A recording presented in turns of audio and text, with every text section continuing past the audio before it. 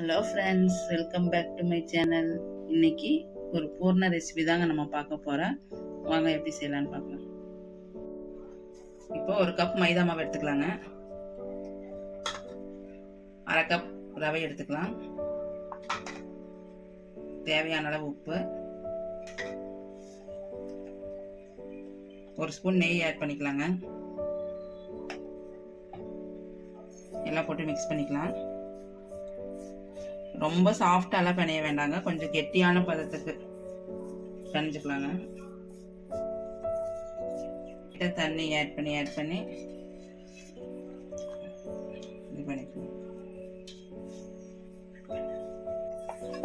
நல்லா பிணைஞ்சாச்சுங்க. இது ஒரு 10 நிமிஷம் ஊறட்டும். அதுக்குள்ள நம்ம பூரணத்துக்கு ரெடி பண்ணிக்கலாம்.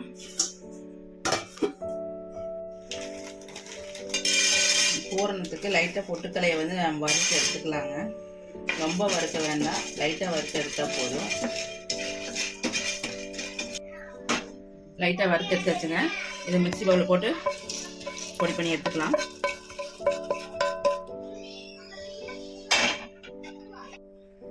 கொஞ்சம் நெய் விட்டு தேங்காய் வறுத்து எடுத்துக்கலாங்க. அரை கப் தேங்காய்,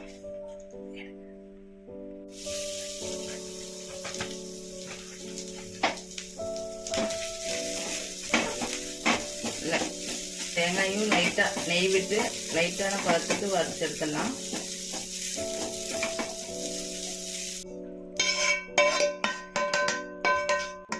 தேங்காய் துருவல் நம்ம பொட்டுக்கல்ல பொடி பண்ணி வச்சுருக்கோம்னா அதுங்க. அது கூட சர்க்கரை ஆட் பண்ணிக்கலாம். ஒரு கப் சர்க்கரை எடுத்துருக்கேன். அது மிக்சியில் போட்டு லைட்டாக அது கூட 3 ஏலக்காய் விட்டு ஒரே ஒரு ஓட்டில் எடுத்துடலாம்.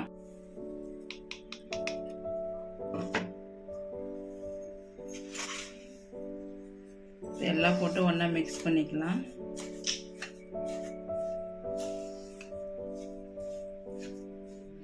சுகர் உங்களுக்கு எவ்வளோ இனிப்பு வேணுமோ அதுக்கு தகுந்த மாதிரி போட்டுக்கோங்க.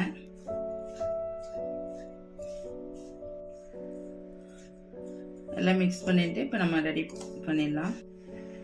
இப்போ நாம் உருண்டை பண்ணிக்கலாங்க. நம்ம எப்பவும் போல் சப்பாத்திக்கு பிணையிற மாதிரியே பிணைஞ்சு வச்சதில் நம்ம தேய்ச்சிக்கலாம்.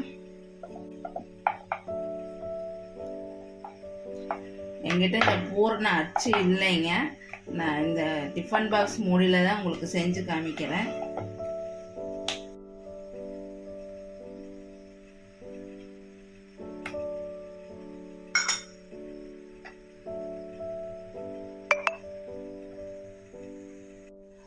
அந்த எக்ஸ்ட்ரா இருக்கிறதெல்லாம் நம்ம எடுத்துடலாம். எடுத்துட்டு அதுக்கு மறுபடியும் அதுக்கு பிணைஞ்சு ரவுட் பண்ணி தேய்ச்சிக்கலாம்.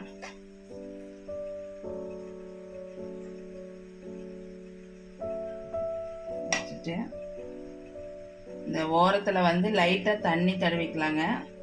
அப்போதான் நம்மளுக்கு ஒட்டும்.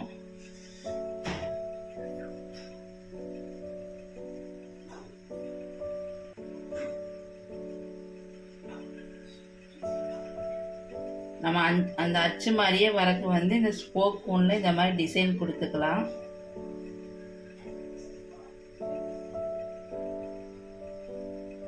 பாருங்க, நம்மளுக்கு அந்த அச்சு மாதிரியே கிடைச்சிருச்சு பார்த்தீங்களா?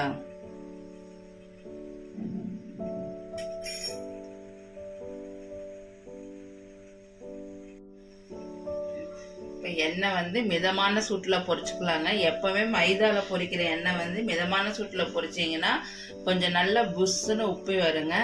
இப்போ எண்ணெய் காஞ்சிருச்சு, எண்ணெய் மிதமாக தான் இருக்கு. இப்போ நம்ம இந்த பூரணத்தை அப்படியே ஒவ்வொன்றா பொரிச்சு எடுத்துடலாம்.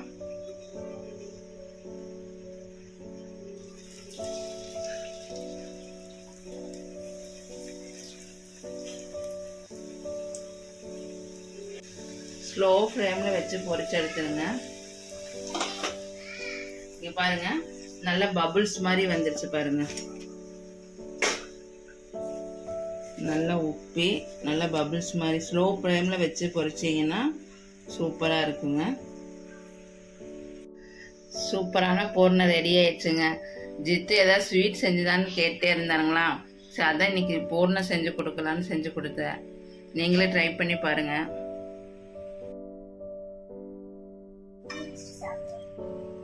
சாப்பிட்டு நல்லா இருக்குதான்னு சொல்ல.